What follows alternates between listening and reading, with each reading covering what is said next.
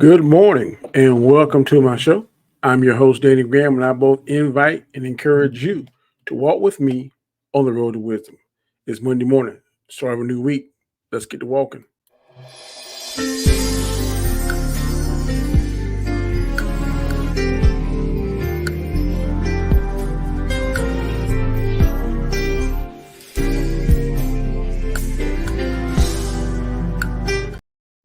Good morning, good morning, good morning. Happy Monday to you. Happy belated Father's Day to all those fathers out there, all my coworkers, everyone who's out there who is a father. Thank you for being a good man and thank you for being a father and a very important piece of today's society. Uh, thank you for welcome to another show, another edition of the Road to Wisdom. And I hope today's topic will be something that will definitely resonate in your spirit, that you will definitely carry it, think about it, and if you feel the need, share it with individuals, and hope that it will bring them closer to God, which is my ultimate goal. My ultimate is my mission here is to try to spread God's word and to try to enlighten you on His word and His teaching, and hopefully, like I said, it will strengthen your relationship with Him. As you can see right here, will you be ready? Will you be ready? That's a question I'm going to ask. But before I get into that, yesterday was Father's Day, as you know. My father's a pastor at a church in Imwell. It's located in the outskirts of Atlanta. And I went there yesterday to support him and my mother. They're the pastor and co-pastor of the church. And I felt a need to be there. It was Father's Day, and I wanted to be there to support him. He preached about the prodigal son. He preached about how he was saved, where he was at, the church he was at, and where he was sitting at in the church, and what happened, and all during his younger life, how he enjoyed the worldly things, how he enjoyed partying, how he enjoyed um, going to the bar and doing this and doing that, and then as he came back home, he went out to New Jersey where he met my mother in Patterson, New Jersey, and they came back. He said in his sermon that he started to do things in the church and didn't know at that time, but God was working with him and moving him closer. If I remember correctly, my dad was over the president over the usher board at our church, St. John United Methodist Church, and not sure exactly what year it was he got saved. I can't remember that. I remember him getting saved. I can't remember the year, but I know ever since then he has been a very very spiritual man. And was always going in that direction to become a pastor. But I was listening to his sermon, and what he was saying kind of is going to be uh, very paramount and related to what I'm going to talk about today. Will you be ready? Because back then God was getting him ready, and now he's ready. He dies tomorrow. I have no doubt. I feel quite strongly my dad's going to be in heaven. He's going to be one of those one. He's going to be one of God's saints that make it into heaven. I intend on being there with him, along with my family as much as my family that can possibly be there. I want all of them to be there, but that's a choice that we as individuals must make for ourselves. But I'm sure he's going to be there. But the definition of ready, what I want to discuss about is in a suitable state for an activity, action, or situation. Let me say it one more time. Being ready is mean you are in a suitable state for any activity that may happen, any action that may happen, or or a situation that may happen. Now I want to talk about back in the olden days. I remember this. I remember my grandma doing this good. In the summertime, she'd be canning different kind of fruit, different kind of vegetables, okras, tomatoes. I didn't like stewed tomatoes. I can't stand okras. But I remember her in particular. She would can peaches and pears were my favorite. I don't know what she put in there, cinnamon, sugar, whatever it was. But I remember in the wintertime when it was cold, she'd make a pan of biscuits. And guess what we had for breakfast? Biscuits and pear. And to me, it was the best, one of the best breakfasts ever. My grandma made it something for me also called a bullseye. That's when you take a piece of bread, cut the center out of it, and then crack the egg in it. And I used to have those just about every day before I went to school. I remember those two breakfasts, but I remember she was getting me ready with the bullseye. She was preparing in the summertime. So when wintertime came, we had something to eat. And she'd can those pears, she's canned those peaches. I don't like the peaches, but and she would be making biscuits. And I said, what's what we have with the biscuits, Mama? Pears. I start doing a little happy dance to myself. Pears and biscuits, pears and biscuits. It may sound crazy to y'all, but it was delicious to me. But she was getting prepared. And summertime, she was canning that. Knowing in the wintertime, we'd have enough food to eat. Another thing I remember, not so much, but I remember when we for Christmas time, my uncle, my dad, both my uncles, cousins, we would always kill hogs around Christmas time. Sometimes it'd be 12, 13, 14, 15 hogs.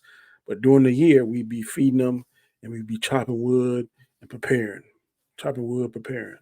Because we know Christmas Eve night, the night before Christmas Eve, we have to cook all those hogs. You got to have enough wood to put in the fire and to make the coals to put under the hog to cook the hog properly. But you can't do it right then and there. You can't do it a month of. You got to prepare. You got to do that weeks before, months before. Preparation, trying to get ready because when the day come, my uncle, my dad, we were ready to cook those hogs because we had prepared all those weeks ahead. The other thing, there was a time here in South Carolina not too long ago, there's something called blue laws. I mean, you couldn't buy alcohol on Sunday at some places. And I would see people in the store, some people, they would be buying cans of beer, they'd be buying liquor, they'd be buying all that stuff to prepare for Sunday's game, to prepare for Sunday's event, whatever they're going to have. They know they couldn't buy the liquor or the beer on that particular day, so they would prepare sometime early in the week, or they buy enough beer on Saturday night before it closed, enough liquor, alcohol, whatever. Guess what? Because they were preparing themselves for whatever party they were going to have. But they were prepared. They didn't wait till last minute. They knew what the rules were. They knew that on Sunday you could not buy this particular adult beverage. So I'm going to prepare for that by buying it on Friday, Saturday, Thursday, Wednesday, Tuesday, whatever day it was, but prepare because when I have that Super Bowl party, or I have that football game, or I have that wedding, or I have whatever the case may be, and if I want that particular drink or beverage, I had to prepare, be prepared for it. I got to buy it when I can buy it, not wait till the last minute. The other thing, my daughter and my wife used to do coupons, all this coupon. They would go all over the town collecting newspapers. I remember sometimes they would send me to the grocery stores on Sunday to buy 10 or 12 newspapers. Like, what we buying this paper? Because we get coupons. Because next week there's gonna be a big sale of coupons. So we gotta have the coupons now. So whenever the day is available, we can have the coupons and get the best discount. So they will prepare weeks in a week in advance. I've seen two of my coworker, my friends, good friends of mine. They'd be downloading the coupons or downloading whatever the case may be, preparing for a Saturday or whatever day it was with the sale day. They would have the correct coupons to get the best price, best discount. Preparing themselves because they know if they didn't have that particular preparation, they were not going to be ready when it was time for the sale. Um, Sports. These professional football teams, professional baseball teams, professional basketball teams. They have this thing called scouting reports. I've heard a lot of athletes talk about it. Where they're playing, let's say, the San Diego Chargers next week, and the Raiders are playing them. They'll send their team out. They'll get film on that, and they'll watch hours and hours of film, each position, the quarterback position. They'll watch the running back position. They'll watch the wide receiver. They'll watch how they block. They'll watch how they tackle. They do all this stuff to try and find tendencies in their opponent's game. Try to find weaknesses that they can exploit in their opponent's game. All getting prepared for that Sunday. As time as they get done with Sunday's game, Monday they're preparing for the next Sunday. And they're doing all this stuff. They're going through walkthroughs. They're showing tendencies. They're showing if this quarterback shows this particular look, we're going to do this. If this running back goes this particular way, we're going to do this. If the running back does this, we're going to block this way. If the wide receiver does this, we're going to do this. All this stuff in preparation for Sunday's game to make sure that they're at their best possible advantage of beating that team. They watch all this video footage. They watch all the tendencies. They watch all this kind of stuff. They do all this preparation. They do all this walkthrough. They do all this stuff in preparation because they want to be ready on Sunday. The more prepared they are before Sunday, it's going to be second nature and just like that on Sunday. And usually if they prepare and they do the right things, usually it's a victory. Elections. Whew. This year, and I'm not going to harp on it, but this year, this election is the most scariest election I've ever been a part of a part of. I've never this presidential election really has me worried. Really has me worried. But they're prepared. I don't know how long Trump, probably since he lost last time, he's been preparing for this. President Biden has been preparing for this. They have all these parties raising money. They have all these signs they put out here at the local level. You can see all the signs people put out. You can see all the preparation they're doing. You can see them going to the polls. You can see them having vans of people taking them to the polls. You can see all these commercials talking about this person's weakness and that person's weakness, all this kind of stuff they're preparing. You can see the campaign um, locations being put up. Here in the town I work in, the two parties, opposing parties, are on different houses. One's Republican, one's Democrat. They're right across the street from each other. I don't know if it's a mind game. I don't know what it is, but they're always preparing, always trying to get stuff put in place. So when November 2nd comes, election day, they are able to hopefully get the votes and get the win. But they're preparing years in advance for that one particular day. Now, having heard all those examples I've just given you on preparation, let me ask you this. Do we have that same energy and preparation for the rapture? Do we have that same energy and preparation, sense of urgency to prepare ourselves spiritually, so when the rapture happens or when we die, where are we going to go? Because a lot of times we think we got enough time. Don't worry about it. We got enough time. You got enough time. I'll do it. I've heard somebody say it. I'm not going to call the person's name, that they were going to wait till the last minute when they're on their deathbed and ask for forgiveness. Okay. You're rolling dice. You're rolling dice with your soul. I'm not in that game. That game does not sound very wise to me. That sounds very ignorant. But hey, to each his own. There's a saying, if you remember in Rocky, when Apollo Creed, I think it was Rocky 3, was training Rocky, and Rocky was like, man, I get it tomorrow. I get it tomorrow. Apollo Creed said, there is no tomorrow. There is no tomorrow. There is no tomorrow when it comes to your spiritual soul, because we don't know when God is coming back. The Bible says you don't know the day, the time when he's coming back. So why are you going to wait? Why are you going to gamble with your eternal soul, your spiritual afterlife? Why are you going to play with that? The same energy that we have in picking these teams on fantasy football. I got a friend of mine, fantasy football into next year, I think September, next few months. He's already starting down now, writing down his teams so he can have the best possible fantasy football team. Let that sink in. Not criticizing him, because I'm going to be prepared too, because I want to win. But guess what? I want to win too spiritually. So April 21st, 2023, I made the first step to that preparation. And every day after that, I try to prepare myself more and more and more, because I want to be fully prepared. So when the rapture happens, if I'm living, or when I die, I want to make sure that in the afterlife I get called, that my name is in the book of life. Will you be ready? That's the question. Will you be ready? You're ready. You prepare yourself whenever you're going. In law enforcement, we got so much stuff. We prepare us for things. If things happen, we prepare for. I think now in my department, and I'm not criticizing, we got riot gear. I don't think we never had a riot. Not while I was there. Not saying we won't have one, but we had that stuff. We got stuff for sniper guns and scopes and all that kind of stuff. It's kind of technical stuff. Never had a situation that I'm aware of that we had to call a sniper. I'm just saying, not criticizing, just making things. But we are prepared, because that's what we're supposed to do. In that line of profession, we're supposed to be prepared. The same way we have attention to detail and prepare, especially when there's some kind of hurricane or natural disaster. We go 2 or 3 days prepare. I know there were a few years ago, there was an eclipse here, and we went through all the things we're going to do. We're going to be at this place. We're going to do this. We're going to do that. Right now, we have my sheriff has issued all the supervisors gas cards, fuel cards. So if we run out of gas, if something happens on a natural disaster, we are prepared. We can go to this place that usually doesn't affect, and we can go and we can get fuel to make sure that the patrol cars and stuff are running. We stay in a state of preparedness for stuff here on earth. But do we stay in that same state of preparedness spiritually? I don't know.